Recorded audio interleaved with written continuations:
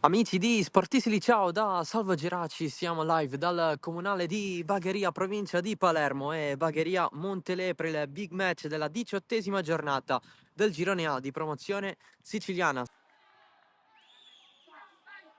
Qui si gira Lucera, non tira, preferisce girare per Stassi.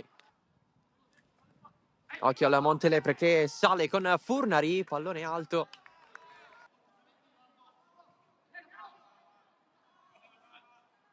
Lucera, cross in mezzo alla ricerca di Gio, che stacca largo. Adesso Gio tenta il cross, un po' bloccato, un nuovo cross a girare, si cerca Lucera, c'è Di Giorgio. Gallina protegge bene, vorrebbe scambiare con Gio, il pallone invece ritorna da Di Giorgio, finta nel cross. Ancora Di Giorgio, colpo di testa sfiorato da Gallina, il pallone arriva a Stassi, che calcia largo. Bordignon, pressione altissima del Bagheria. Già su Sottile ci sono gli avversari. Lucera la recupera lui, superato Bordignon, il tiro sotto le gambe di Lindner, il gol di Raimondo Lucera che porta avanti il Bagheria 1-0.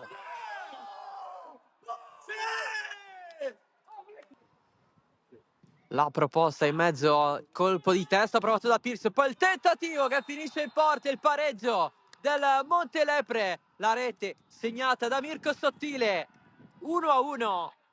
Andiamo, gol è vostro. Intanto Bartoloni sale, allarga nella zona di Gio, il cross potente in mezzo, Stassi difficile da raggiungere, da controllare, poi Lucera, Bordignon.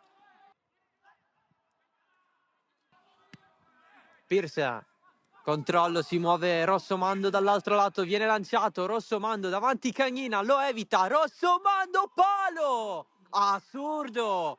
Cosa si è mangiato? Subito battuta, si cerca Pierce, in fretta. Ma questa fretta ha pagato. Pallone in verticale qui per Gio. Scivolata provata da Lindner, pallone mantenuto in campo. Gio mette dentro con la risposta da parte di Bordignon.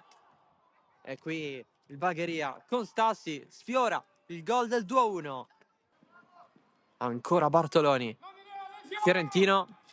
Occhio ai rimbalzi, c'è Ciaccio, lo evita Fiorentino. Fiorentino in mezzo, Stassi. Deviazione decisiva, colpo di testa in porta per il gol da parte di Caracappa, che si è trovato lì e ha fatto 2-1. Il Bagheria torna avanti.